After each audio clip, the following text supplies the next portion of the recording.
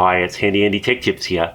In this video, I'll show you how to build an MCP server in Python that can be used with Claude Desktop. Now, the official MCP website describes the Model Context Protocol as like a USB port for AI. It allows you to connect different apps and services to an AI interface like Claude Desktop. Today, we're going to build a server that lets Claude control Microsoft Paint. Yep, that's right. You can give it a prompt, like in this case, draw a series of circles to look like a slinky or a spring, and it will go ahead and use the various tools and the color palette to produce a result. So this video is sped up a bit, but the agent does all of the actions autonomously. It moves the mouse and selects things completely on its own. Pretty cool, right?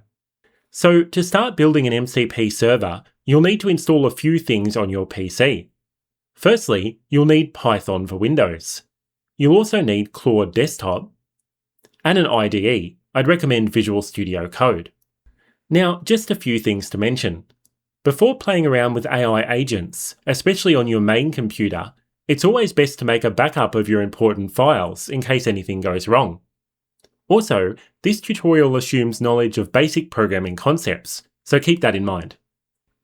Okay, so once you're in VS Code and you've created a new blank Python file, you want to go into the terminal and run a command. Pip install FastMCP. Pip is the Python package manager, and this will install a super useful helper library for building MCP servers. Now, if this command doesn't work, then you might have to check your Python installation and put pip in your user path. Now, it's time to start using FastMCP. So let's write some code. We'll import the library, and then create a new server called Paint MCP Server. And that's pretty much all you need to get started. But for good practice, I'll add this block of code here, which is a Python convention basically ensuring that the code in this file only runs when you call it directly and not when you import it into another script. Okay, well this is actually a working MCP server, believe it or not, but it won't do very much at the moment. Let's add some functionality. I'll make a new class called Paint MCP and then add some methods to it. The first method will be the constructor or init method, which lets us define some initial attributes for the class.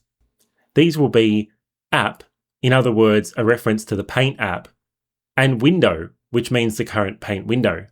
And by the way, this self here is just a reference to the current instance of the class.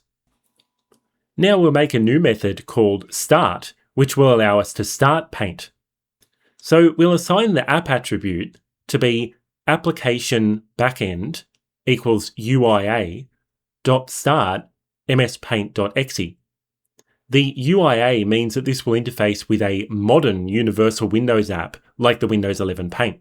But the problem is, none of this will work yet because we need to install an automation library to allow our Python code to control the computer's mouse movements. The library is called Pywinauto. To install it, you need admin permissions. So open an administrator PowerShell window by searching for PowerShell in the Start menu and then clicking Run as Administrator. And then you'll need to enter the command pip install Pywinauto. Back in your code, you can import application from Pywinauto. And then you can add another line to the start method to assign the window attribute to a window with the title of Paint. The title re does a regex check, and the dot and the star basically mean that anything can come before or after the word Paint in the title of the window. Okay, finally, we just need to check that the window is ready before proceeding any further. Now, let's check whether our server works. FastMCP comes with a really nice tool to inspect your server, and to use it, run the command fastmcp dev inspector and then the name of your Python file. So mine is mspaintmcp new.py. Then it should open up a new browser window with this nice web interface. You can attach it to the server by clicking on the connect button over here. And it will come up with all of these things that we can access on the server, like its resources, prompts, and tools. We want to use a tool to start Paint, the method we just created. So we'll click on Tools and, there's nothing here yet. That's because we forgot to register our tool with FastMCP. So back in the code, down the bottom of the file and outside of our PaintMCP class, create a new instance of the class, and then call mcp.tool. The arguments we'll supply are firstly the method to use, which is paintmcp.start, and then the name for the tool, so start paint, and a description, starts MS Paint app. Now we can switch back to the inspector, list the tools, and look at that, a Start Paint tool has appeared. I'll click on it, then I'll scroll down and click Run Tool. And Paint opens. Awesome. Time to add a few utility methods to our class. One is called Does Window Exist? And just checks whether the Paint window is open. This will be useful later. The next one is called Get Controls. This will provide a tree of all of the different controls in the Paint window to give the Claude agent more visibility over what it's clicking on. It will also let us specify the exact buttons to use in the interface. Now, we're calling a built-in method from Pywinauto called print control identifiers, which by default prints the tree of controls to the standard out, so it outputs it on the console. But in order to make this work with FastMCP, we'll need to redirect it to return a string from the method using this convoluted series of functions.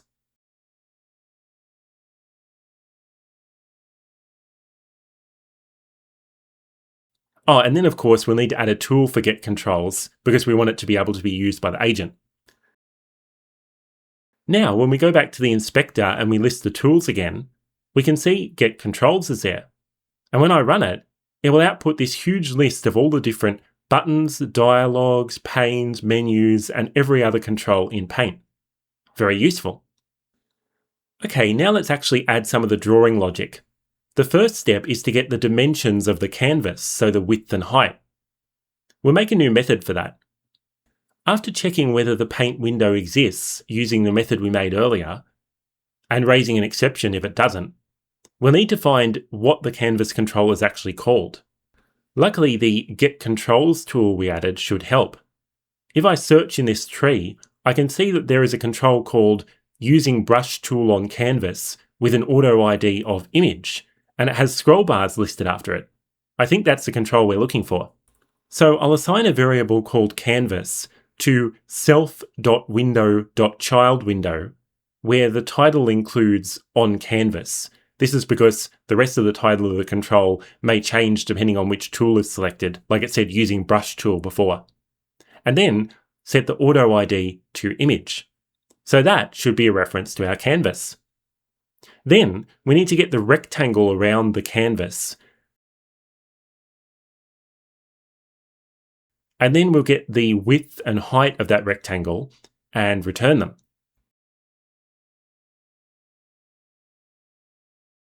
Oh, and of course, we'll add a new tool for that as well. And now, if you run the Get Canvas Dimensions tool with a Paint window open, it returns the correct dimensions. Great. Now, let's add a method to actually draw shapes on the canvas. The arguments we'll need are the starting point and the ending point, which are pairs of XY coordinates, as well as the name of the shape, which is a string. Now, when trying to make the automation work, I discovered that the Shapes panel can be displayed in one of two ways. If the Paint window is wide enough, it shows the shapes expanded like this. But if it's not, then it displays a collapsible button which needs to be clicked to reveal the Shape panel.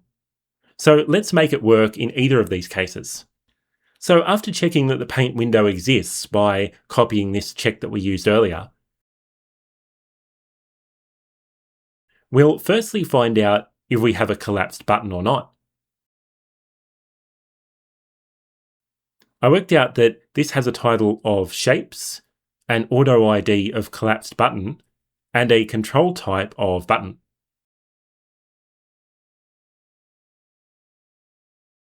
So if this exists, we'll click it.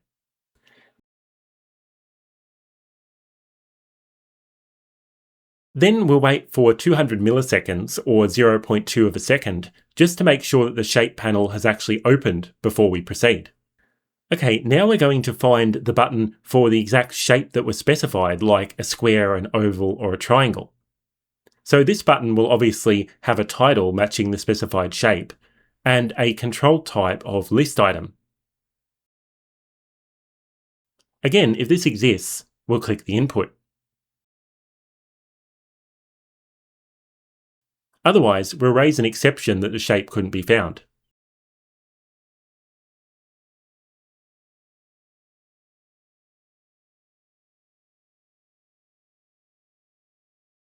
Now we'll sleep for another 200 milliseconds. It's good to insert these breaks just to wait for the Paint user interface to catch up.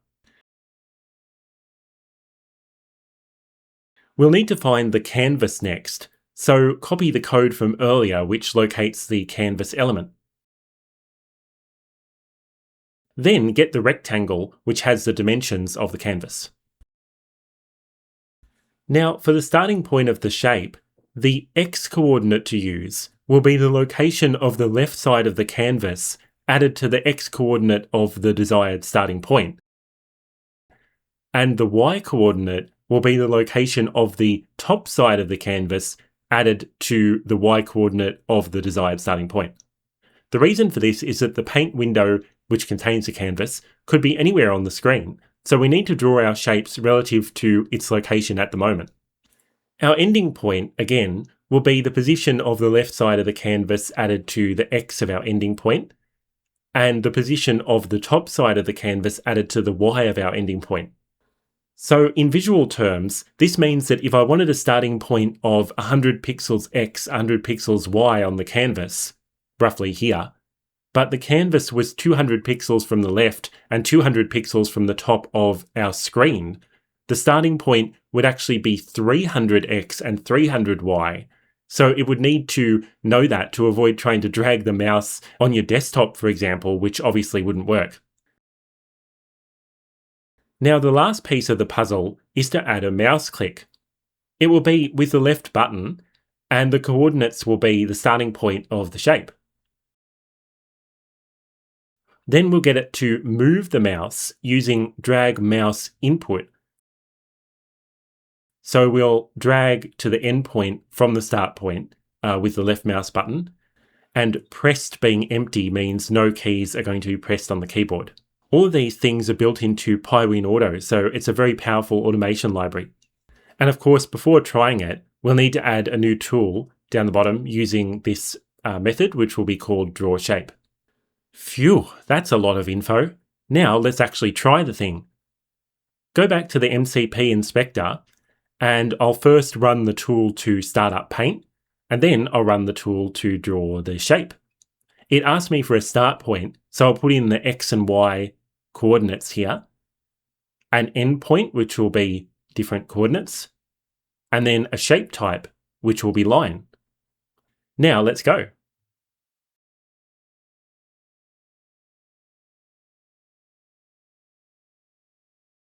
Wow, it actually worked. Now I tried it a few more times, and all of the shapes, like ovals and triangles, all seem to be working fine. Now, to make our quote-unquote artwork more interesting, let's add a method which lets the agent pick a different color.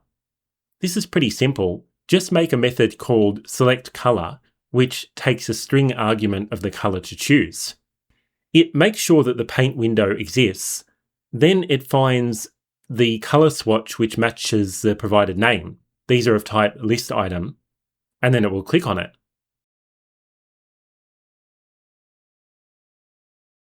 And of course, I'll add some error handling here as well.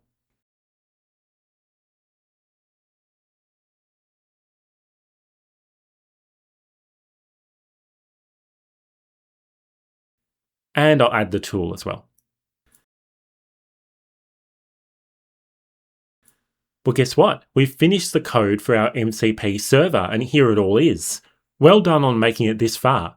But the best is yet to come, because we're going to integrate this functionality right into Claude. Now, doing this is surprisingly simple. First, launch Claude Desktop and go into the settings. Then, go to the developer section. You probably won't see any servers listed here yet, so click Edit Config. It will open up a File Explorer window which will show you where your Claude Desktop config file is located, and what you need to do is copy the location of the folder in the address bar. Now, go back to your terminal and run FastMCP install Claude Desktop, then the name of your Python file, so mspaintmcp new.py in my case, and then config path, and paste the path you copied earlier. Now, when you run this, everything should be installed in Claude Desktop automatically. Let's try it. After starting the MCP server by running Python and then the name of your file, and waiting for it to start up, restart the Claude Desktop app, then go back into the developer settings. You should see a new entry for Paint MCP server. Then you can simply ask Claude something like, draw a house in Paint with rectangles and triangles. It will detect your server and ask to use the tools from it. And then you can just sit back and relax and let the agent do the rest.